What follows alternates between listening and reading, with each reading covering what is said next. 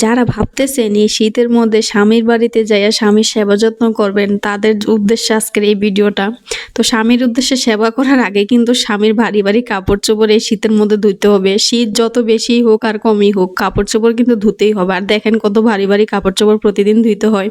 তো এগুলা কিন্তু ধোয়া কোনো মুখের ব্যাপার না। আর এর থেকেও সমস্যায় বেশি পড়তে হয় যখন রৌদ্র না উঠে।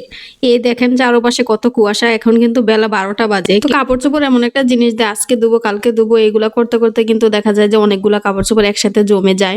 তো আজকে দেখলাম যে আজকে রৌদ্র উঠতেছে না, কিন্তু কাপড় চোপড় ধোয়া একদম ফরজ হয়ে গেছে, কারণ অনেকগুলা কাপড় চোপড় একসাথে হয়ে গেছে। দেখা যায় যে আরো কয়েকদিন পরে গেলে কিন্তু আরো বেশি হয়ে যাবে।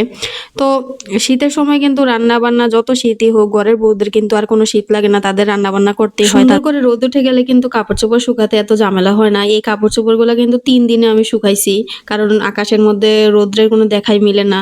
একটু একটু উঠে তো আবার আধা ঘন্টা 1 ঘন্টা পরে কিন্তু রোদ চলে যায়। তো যাই হোক, কথাগুলো কিন্তু আমি দুষ্টামি ছলেই বললাম। তো আমার কথা শুনে আবার কেউ ভয় পাবেন না। স্বামীর সংসার করতে হলে সুখ দুঃখ মিলিয়ে সংসার করতে হবে।